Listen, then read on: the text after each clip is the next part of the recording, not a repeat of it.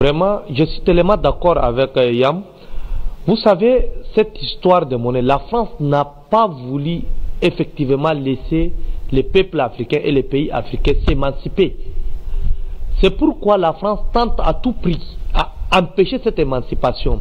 Vous savez, depuis l'assassinat du colonel Gaddafi, c'est un avertissement pour tous les autres chefs d'État africains, parce que penser une monnaie africaine, c'est signer votre arrêt de mort. C'est pourquoi la France tente à tout prix à empêcher cette dynamique. Or, cette dynamique a été enclenchée depuis des décennies, mais nous croyons que les changements et les Africains vont créer leur monnaie.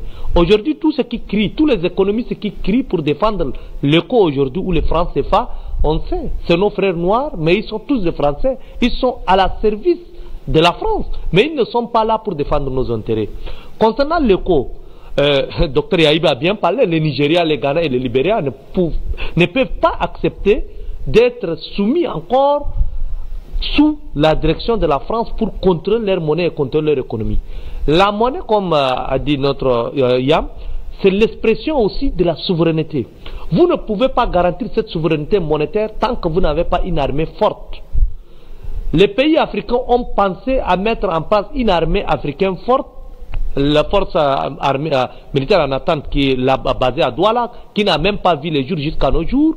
C'est une manière de nous empêcher de sécuriser nos pays. C'est pourquoi, pour répondre à tous ces dynamiques et pour empêcher cette émancipation, on a mis en place la force Barkhane au Sahel pour menacer tous les autres pays. Si aujourd'hui les pays de la CEDEAO, sans rien dire, acceptent seulement l'éco, c'est parce qu'il y a une menace qui prend sur tous ces pays-là. Vous voyez, aujourd'hui, on parle de tourisme au Sahel, vous avez vu les Mali, les Burkina, les Côte d'Ivoire, tous ont des problèmes et on les menace. Donc, ils n'ont pas d'autre choix que d'accepter. Or, la France oublie qu'aujourd'hui, les panafricanistes, les jeunes africains et les chercheurs africains qui n'ont pas l'esprit de servitude, ils sont en train de réfléchir et ils veulent changer, ils veulent s'émanciper. Mais cette dynamique, quoi que la France fasse, ça va venir, ça va changer l'image de l'Afrique et plus particulièrement, on parle plus de domination monétaire, mais il y aura l'émancipation des peuples africains sur les francs CFA et nous croyons à ça. Aujourd'hui c'est l'éco, mais en Afrique centrale on est en train de regarder.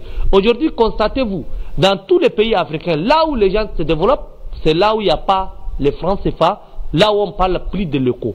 Nous constatons aujourd'hui que le président Boari est en train de faire des ménages au Nigeria et le Nigeria qui est le poumon économique de l'Afrique de l'Ouest, avec les Ghana, vont faire quelque chose dans 2 ou 3 ans pour nous faire comprendre que sortir de l'éco ou de le franc CFA va être le pilier de l'Afrique. Aujourd'hui, regardez, les Nigériens avec les Naira, nous on peut utiliser n'importe quelle monnaie, rouble ou doral, on va travailler avec ça, mais aujourd'hui, l'éco, on va encore convertir l'éco avec l'euro. Ce qui se passe aujourd'hui avec les francs CFA, ça ne peut pas permettre le développement et le décollement économique de l'Afrique. Donc, nous pensons que les chefs d'État africains sont conscients et les chefs d'État africains vont réfléchir pour mettre en place cette force africaine en attente. Parce qu'aujourd'hui, on a mis Barkhane pour menacer ces pays. Mais tant que nous ne sommes pas forts, on va donner à n'importe quel petit groupe armé pour déstabiliser nos pays. Et si le président Babo n'a pas pu résister aux rebelles de M. Ouattara, c'est parce que la France contrôle les monnaies. Si aujourd'hui en République centrafricaine il y a toujours des conflits, c'est parce que ces monnaies sont toujours les francs CFA. Donc on espère que les chefs d'État africains et plus particulièrement de la CEDEAO vont bien réfléchir et de prendre la souveraineté monétaire pour ne pas laisser la France s'ingérer, pour être gendarme de l'Afrique, pour contrôler notre monnaie, contrôler notre souveraineté. Donc, je m'arrête pour écouter aussi les autres panélistes avant de compléter. Merci. Alors, Yam Timba, avant d'aller vers les téléspectateurs, il y a quand même, M. Hamad vient de poser un problème assez sérieux là. Le rapport entre le rapport de force militaire, sécuritaire, et la dépendance monétaire. Est-ce que, comment vous voyez cette gâchette-là? C'est sur cette gâchette que la France appuie en zone CEDEAO? Écoutez, peut-être qu'il faut replacer les choses dans le contexte géopolitique pour que nous puissions prendre la vraie mesure de l'enjeu de ce qui vient de se passer en France et de ce que la France est en train de faire depuis décembre dernier, Oui. pour que les gens comprennent très bien que c'est très grave et l'heure est particulièrement grave. Vous avez en Europe la Grande-Bretagne qui sort de l'Union européenne. Ah, le Brexit. Le Brexit. La conséquence, alors vous constaterez que quand on avait la Grande-Bretagne dans l'Union européenne, vous aviez 2 pays européens au Conseil de sécurité des Nations Unies. La Grande-Bretagne, le Royaume-Uni et la France. Ce qui donnait à l'Europe une position privilégiée, à l'Union européenne une position privilégiée dans les affaires internationales.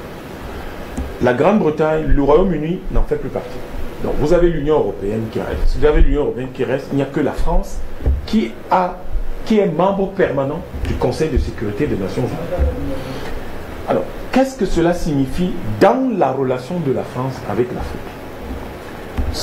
Quand vous regardez l'ONU, depuis 1945, vous constaterez que la France ne doit son rang, et j'utilise le terme rang, parce que c'est le terme que le président français a utilisé lui-même, la France ne doit son rang qu'au fait qu'elle contrôle 15 voix. C'est le seul pays au monde qui contrôle 15 voix. C'est-à-dire que quand il y a un vote à l'ONU, la France va dire j'ai 15 voix. D'abord, avant la sienne. Quand vous avez, et dans les années 50, 60, c'était beaucoup plus. Parce que n'oubliez pas, il n'y avait pas que ces 15 pays d'Afrique francophone aujourd'hui, plus les Comores, qui étaient des anciennes colonies ou des territoires sous tutelle française. Donc, c'est ça qui justifie la présence de la France au Conseil permanent, au Conseil de sécurité, parce que la France n'est pas parmi les vainqueurs de la Deuxième Guerre mondiale. L'élection dans ce qui apparaît, c'est Yam qui le disait, une guerre, je ne sais pas si c'est Yam, que c'est une guerre qui est annoncée. Je partage à 100% ce qu'a dit notre frère de Bujumbura, mais aussi je reviens sur ce qu'a dit Yam. Yam a rappelé l'arrivée des Turcs et il a rappelé l'historique. Vous savez, les Turcs n'ont pas accepté que les Français viennent dans leur giron. Par exemple, avant la colonisation, c'est les Turcs, l'Empire ottoman qui contrôlait tous ces territoires et les Ottomans n'ont jamais abandonné ce territoire. Du nord Nigeria, du nord Cameroun jusqu'au Tchad, l'Empire de Kanem-Bornou, c'était toujours le sultanat de l'Empire ottoman. Donc, les Ottomans n'ont jamais abandonné. Aujourd'hui, si vous regardez Erdogan, ce qu'il fait en Libye, et l'arrivée d'Erdogan avec l'armée turque à Djibouti pour contrôler le Sahel, ça montre à combien que la Turquie veut revenir, comme toutes les autres puissances, pour revenir et changer la donne en Afrique.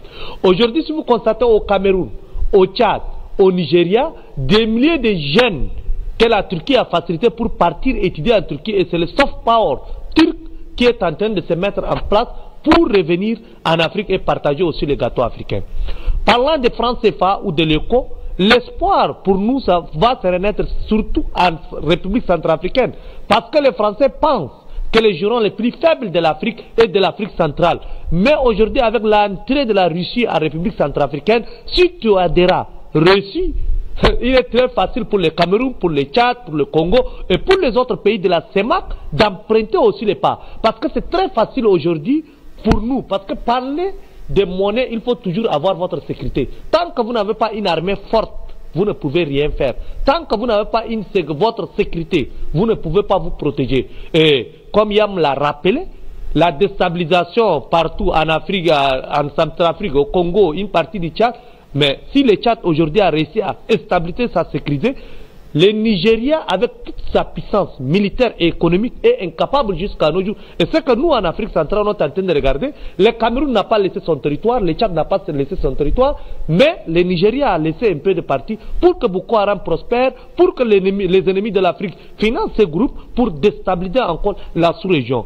Mais nous pensons en Afrique centrale, pourquoi? Si aujourd'hui les chefs d'État africains, plus particulièrement de CEMAC, ils arrivent à s'entendre, si on a pu résoudre le problème centrafricain, si il n'y a pas eu de problème en République centrafricaine, qu'on peut empêcher la déstabilisation des pays voisins, comme le Cameroun a fait pour empêcher les mercenaires qui, en partant vers la Guinée équatoriale, et ils étaient alertés, mais ils ont arrêté cette déstabilisation. Nous croyons qu'avec cette partie de l'Afrique, l'Afrique centrale, prenant le Tchad, la République centrafricaine et le Cameroun, si la paix règne dans ces trois pays, moi je vous assure que la volonté manifeste de nos chefs d'État va nous permettre d'avoir notre monnaie et notre souveraineté économique, militaire et surtout géostratégique et géopolitique. Parce que l'Afrique de l'Ouest aujourd'hui, ils sont en train de faire, mais le poumon c'est le Nigeria.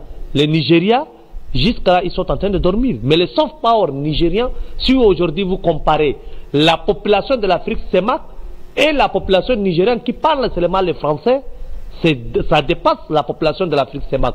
Donc du coup, le Nigeria a une puissance non seulement culturelle, économique, mais aussi militaire, qui est en veille. Moi, je dis que la puissance militaire nigérienne est en veille. Sinon, le Nigeria ne peut pas laisser la déstabilisation du Nord-Est avec ce groupe de Boko Haram. Aujourd'hui, le Cameroun fait face à 4 fronts.